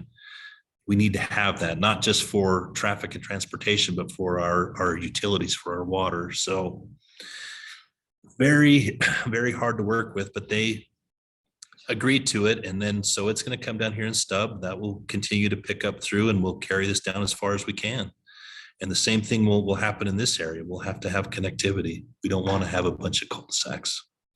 Although everyone wants to live on one because there's not traffic. That's why developers do it, because they can get a little bit more for those lots. But no, we do what we can to encourage connectivity. Anecdotally, but I live in a very cul-de-sac neighborhood. And it's all go through all the neighbors' backyards because the streets don't connect. So it's going all the way around. Yeah. It all goes through neighbors' backyards all the time. Yep. Got a raised wire. That, guns and everything else, big dogs. These are Kathleen's paragraph 3, refers to our complexes. We're going to change that. State Street is level service F. Does this justify a bus lane or 2? We've talked a little bit about that. The only thing we've really talked about, and that was part of the State Street plan, was other connection points to State Street, so you didn't have to go so far. Got another meeting set, so I'm gonna sneak out. Thanks, Jeff. Good to see y'all. So that was part of the State Street plan. So yeah, you're right. I mean, it is kind of a bisect, and we don't have a lot, and a lot of it has to do with State Street being on an angle. If it was true north and south like the rest of the city, it would probably be a little bit better, but it kind of cuts through at a weird angle. So the other routes or roads that we have north-south really are what we have. There are thoughts of widening pieces of them, 8th West. But other than that, there really isn't much else out there. You talked about level service F. Yeah, Well, sometimes it showed it as not as busy as it seems to be. Said they reviewed and found there were just this number of cars, made it like, what's the line? Should Center Street, they show it as an E. Shouldn't it be an F when you've got people backed up for 4 blocks? That sounds like an F to me. well, there's a few things there. Is you got to look at, so intersections you're looking at now, the intersection can have a level of service and the corridor can have a level of service. So corridors, so you're probably looking at it as one big piece. There's really 2 separate things there, because intersections can have a level of service F. Might make the corridor feel that way, but the corridor and the lane and speed limit can actually have a capacity. So, but then you get to intersections and all of a sudden you're like, it's backed up, but that's not because of the road. It's because of the intersection and the signal timing. Yeah. Intersection. So you can, I mean, I think this would probably be a great candidate for a grade separated interchange, actually State Street and Center. It would change the whole feel of things, but if you were to take one below and keep one above, maybe we take State Street below, it would have a whole different feel and maybe it would change it a lot. I mean, you're talking a big footprint to take cars on and off, but I know that we've talked about doing that at State and Parkway, but until all the business owners in there buy off on it, we probably won't look at it either. Got good solutions, but they're too expensive. Oh, gosh, yeah. And right now is the best time to do it before it gets too expensive. I have appreciated the improvements on State and Center. Mhm. How have they been received? I haven't actually heard any complaints, but you guys are the only ones who liked them, so I guess so far it's positive. When they appeared, but they didn't last very long. The drums out here? Yeah, but they were only up for a week or so after we suggested the more barrels. I thought, have them up for 6 to 8 weeks, really get people focused on those barrels. Yeah, I think what's been nice is out here at First North. Yeah, I had my first experience with this tonight, and I thought, you know, I'm going along and it's coming up. Oh, wait a minute, I can't turn on. Oh, yeah, I can. So, And I'm gonna Yeah. say safer than I used to. Yeah, It's much yeah, better. you really did. I yeah, liked it. yeah. Heading north in my left turn lane. It's like, oh. I think he was. Yeah. We might still need some barrels, I don't know. Still need- Becky's all about the barrels. Yeah. I like the barrels. They just say, this is change. Notice, please notice the curving here. Yeah, the one thing they did do, they didn't, I know they've done this on 8th North, they didn't offset it. It's not so bad because there's nothing vertical in the way, but you really need to offset that left turn a little bit, just so you can kind of get out and see. I guess it's not so bad because we don't have the opposing left. If you have opposing left turns, you want to have those offset a little bit so you can see around the car that's in front of you. I don't know if you guys have noticed that. 8th North, east of State Street, they're not offset enough. If you have cars that come in, you're both in a left turn lane. I want to say it like, Oh, I see. what you what's, mean. yeah, well, that's signalized. I'm trying to think of some of Oh, the so ones you that can see what's aren't. coming. I see what you Yeah, mean. because you, Okay. if you're offset, then you can see around the car and see what's coming. But if they're lined, if you're lined up, you're just looking at the car and you can't see around that other lane. So let's see what else you got here. We talked about that under access points, Center Street from 4th to 8th. We actually have that. With circular drives, go on Center Street when they widened it. Did the city offer to put a circular drive in? Some have it and some don't, and I wondered. I think so. I wasn't here. That was before I was a city engineer. But I would have to say that was probably part of the negotiation that we would put that in and help. Some people wanted them, some people didn't. Some people like grass, some people didn't. I've had a few folks, like the gentleman over here, he's just behind Smith's. He wanted to put a circular driveway in the front of his. It's actually a little business. It's just between Smith's and Trio. There's 2 homes there and they're actually commercial businesses. And he's like, yeah, I need this circular driveway in the front. I'm like, okay. And I looked at his old recorded plat and there's a parking lot and there's a circular drive around the back. I was like, you already have that. Why would I want to add another? I already have 2 accesses there for your businesses. Why would I want to add another one? It's kind of counterintuitive. He hasn't called back, but yeah, we do on the busy ones. We just ask that they come through the city. These ones that are here on West Center, where they've ground the face of the curb off, I'd rather not have that because that actually creates a weak point in that concrete. When it's all one pour, so if the curb gutter and sidewalk is one big piece of concrete, and you were to grind that face off, you'd only end up with a couple inches of concrete right there, and it'd break. So if they want to do that, they'd have to remove it, but they don't. They just do that. I just drive by it and look at it. Can't do anything about it. An access, how many they're required to create. You know, that one that bugs me to death.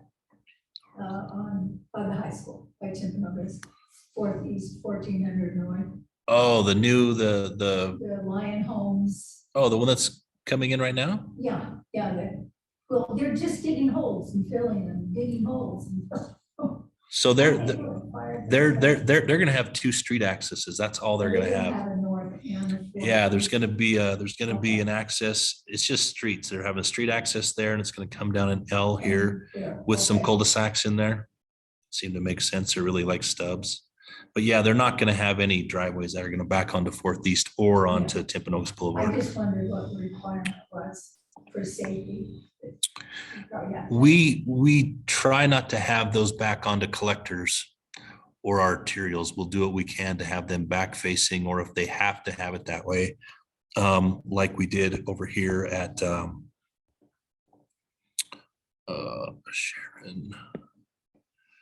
For these guys, they're gonna develop this. They really couldn't come through the back, so we had this lot on the corner. It will access here off of 450. Then these two on the inside, they shared a driveway right here. So we try and get them to share driveways as much as we can to reduce friction.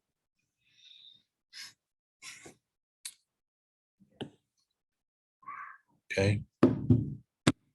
Anyone else have comments? Okay. Or sorry, I guess 17 PDF, talk about 11% growth being moderate. That puts us in the top 20 cities in the United States for growth. That seems a lot more than moderate. Okay. They saw moderate growth in Orem. So you'd like to just that, That's rapid. You're in the top 20 growth in the United States. That's rapid. some of this, and I can verify, some of this may have come from the governor's office of economic development to see if they termed it as that.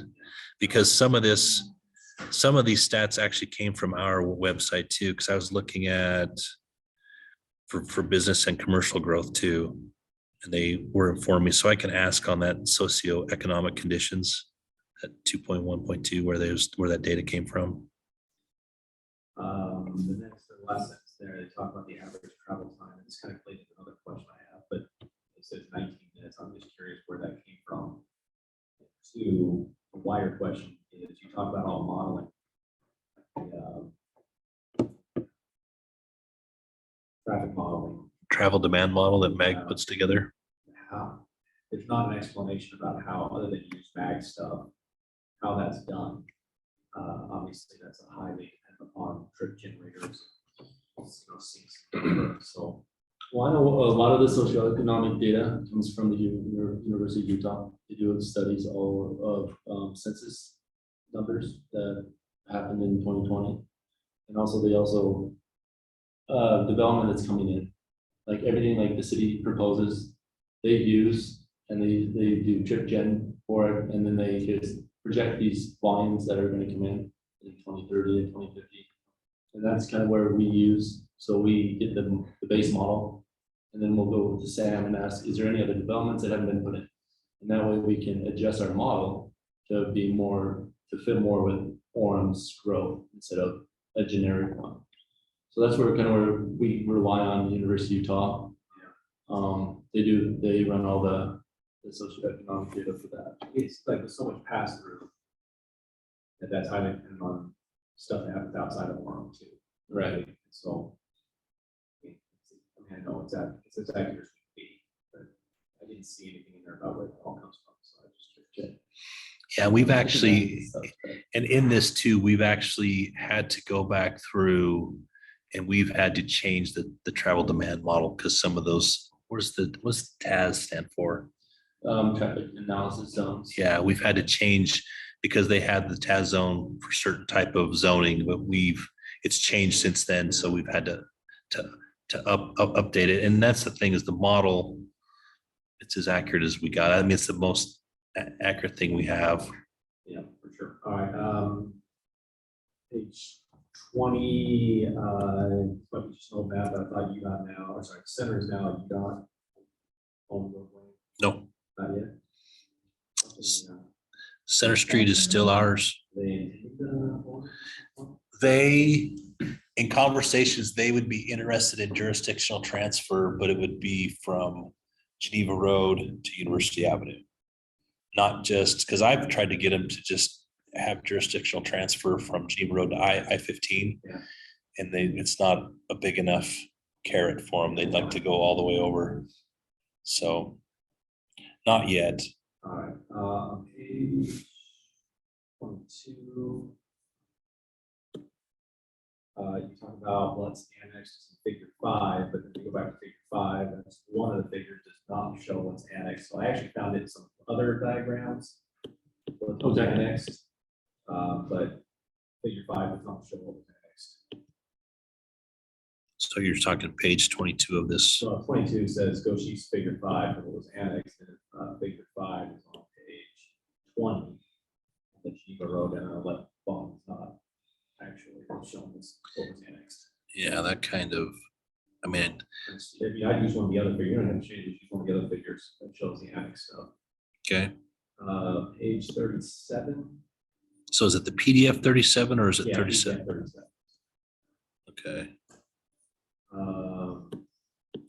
They're 262.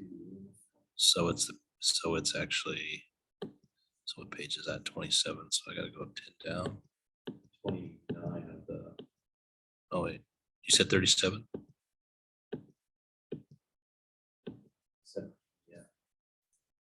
This? Page 29. What's that? Page 29 of the document.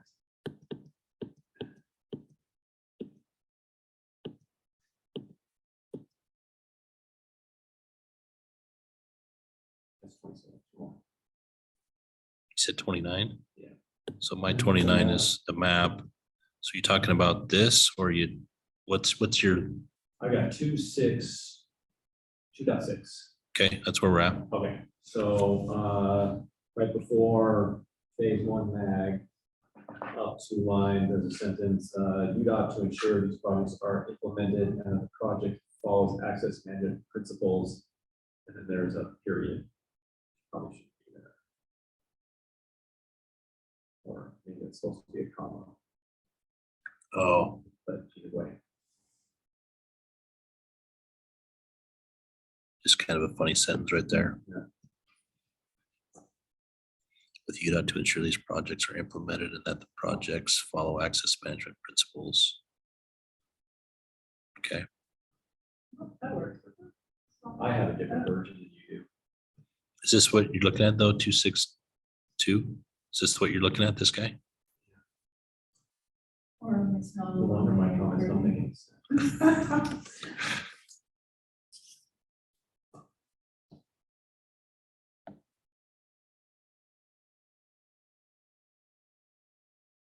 I think.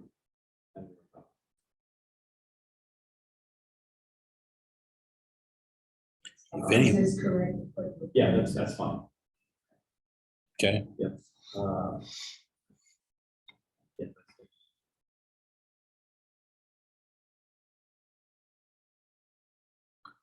Page 55 of the PDF, of course, it's a different view. Page 47 of the document. let's see if I just do it that way. Well, that matched up. So the top, you have,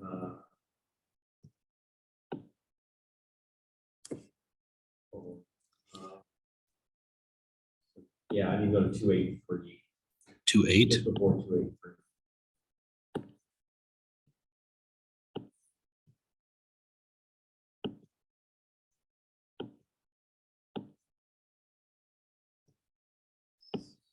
That starts, oh yes, it's 2005, there you go, so. Right there, UDOT holds an account the revenue generated.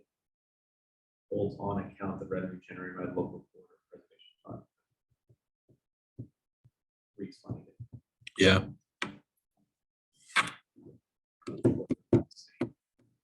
Maybe he holds an account? No. I don't know.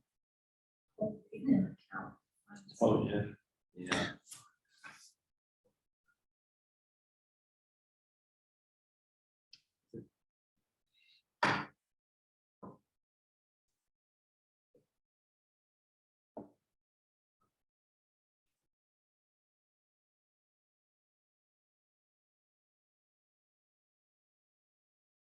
Anything else? That's it. CJ, you read it and didn't find anything wrong with it? All of it was input. And, the way I write is much more. But did you see any flaws, anything that we should add? Touch on more of the active transportation? I mean, what are your thoughts?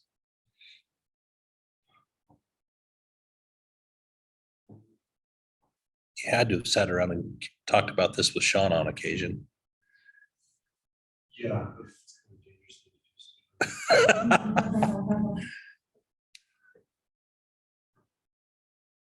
Honestly, I didn't really have any issues to stick out. But get all the way through it's really good stuff. Yeah. Yeah, it takes you a while to, Yeah, sure. a few nights. yeah. Nice, bedtime reading for Georgia City. I'd go down after dinner.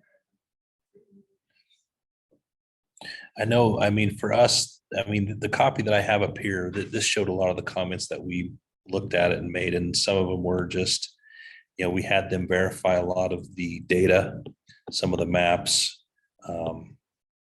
Because folks, they may not read through the document itself, but they're gonna go to maps, they're gonna see where things are identified, what's red, what's green, how much traffic is here and there. So we just made sure that some of those numbers made sense. We had them go out and actually count some of the corridors because they showed that there was a drop. And to your point, they don't necessarily, I mean, the data in there, to be very honest and transparent, is like, we didn't go out and count all these corridors. They counted, we had them count up in the northern part just because the numbers seemed to have some big deficiencies there. We wanted to make sure to see if those were actually accurate. But a lot of it is based on a model. They look at traffic on certain corridors and they go through their modeling and they kind of have an idea of how cars travel about. But we were just making sure that some of them made sense because it would seem to make sense that traffic would get, you would gain traffic as you move towards some of these major corridors like State Street. Some of them, there was a lot, then all of a sudden we'd have a dip and then it would come back up. So we had those guys verify and equalize those. But yeah. So what we will do is we'll take all these, I got the Word document there that I can share with you with their comments and all the notes that you have. We will address the issues and then get it back to you guys to look at, review. Then I'll just look to get an email from you saying, hey, thumbs up, thumbs down. Definitely set some time up when we can look at active transportation, things like that. I'll get that map that I had that I put together that generally looked at what we want to do for the Southwest area.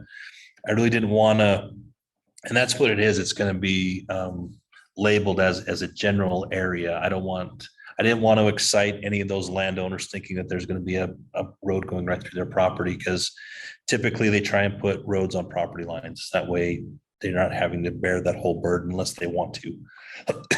But I will provide that as well. But yeah, this is just an update, and some of the bigger things that we discussed is obviously eliminating some of the density. But I think too, it's good for you guys to read, to see the philosophy and maybe where should we go and think about what do we need to do with the city of Orem.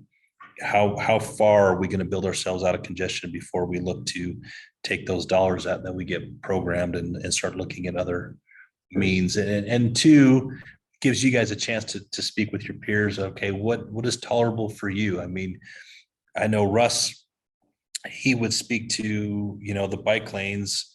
He's not a big fan because he never sees anyone on them. You know what I mean? But that happens to, maybe he's where he's retired and he's traveling off peak, because you travel off peak because you don't want to deal with traffic. And maybe that's when they're being utilized. I've talked to Taylor. I know we have counters on our trails, but it would be nice to know, is there a metric to when it's a good time to be putting in a bike lane, when you're going to have, if we're on a bike route and we have 50 or more people in a certain amount of time, is that when we put in bike lanes? And when do we, because right now we have warrants for vehicles and for pedestrians at crosswalks, but we really don't have any that says, hey, this is when you put in a bike lane, or this is when you put in a protected bike lane. So those are probably things that maybe we look at putting in our, when we look at our bike ped plan, and usually those things might typically will come from Europe because we haven't evolved that far yet here. But to that point, Europe has kind of quit building themselves out of congestion. Roads are tiny, they're narrow, and they look at public transit to solve all their problems, so. Which wouldn't be a bad thing. We could probably I know I could use, it'd be good for me to walk a little bit more. But anyways, So then we just do someplace, maybe in DC. well, Paris. So I mean, that's probably Sit gonna on be that thing and go. the likelihood. Doesn't interrupt anybody. That's the way to go. But too late.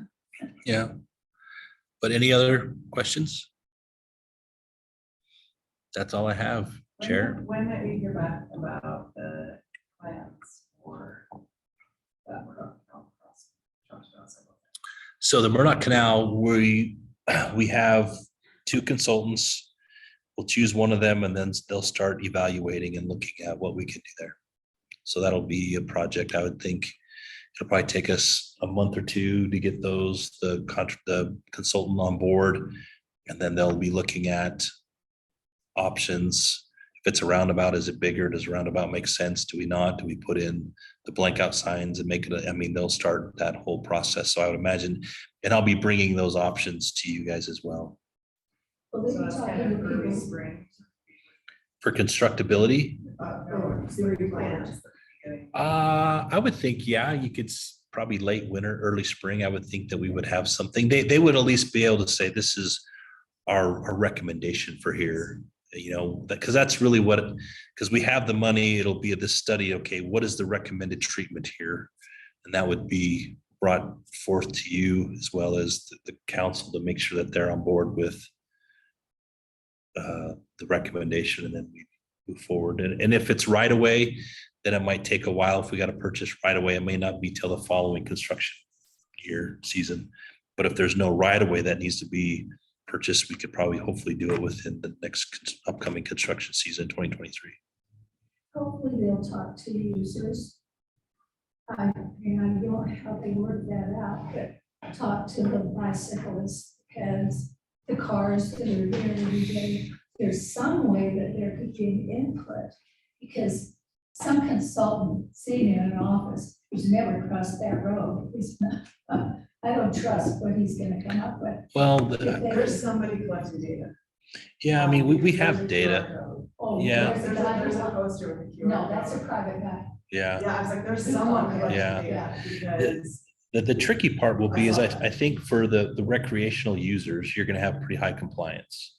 I don't think we're gonna get the compliance, because I know as a fellow employee, he's an avid ultra marathoner.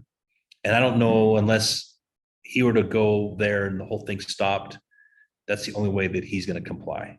Because he himself admits that he jaywalks one of the directions. Even if he were to get there and can cross one way, while he's waiting for that light to, he'll just go ahead and cross if there's a gap. So I mean, so the people that are there for time is of the essence, whether they're on their bike or they're running, I don't know if I'm gonna get great compliance, but we gotta do something to make sure that the kids or the recreational user, the average walker, we got pretty good compliance, both for them and then for the vehicles to see it. So I just realized we're not gonna have complete 100% compliance, but for those people, they're taking their life at their own risk, and they do it anyways. I'm safe. I'm going, there's nobody coming down Fourth East and turning traffic. I'm safe. This guy came out of nowhere, run, and it was good. I just had to run. And so I ran, and he just came right behind. If I had run, I'd have been hit. It's so fun. It's those left turn guys. Get you every time. That's all I have, Chair. Anything else? Second Move to adjourn. that motion. You gotta- Please vote on that. Oh, I moved to Just one, adjourn. okay. Make a motion, someone seconds, and Anybody object? No. So what was that, you made motion, did you second? I didn't, Yes. that's all. Oh, can you make the I don't know. motion? Yeah, you can. Yeah, Yeah, you can. Is there a rule against me? I don't care. Whoever. you can make the motion. Issue, you know? Laura seconded, and I think the only one is Becky wants to stay. I would like to stay a little longer. Chapel lights, She's taking a nap. She doesn't want to go home.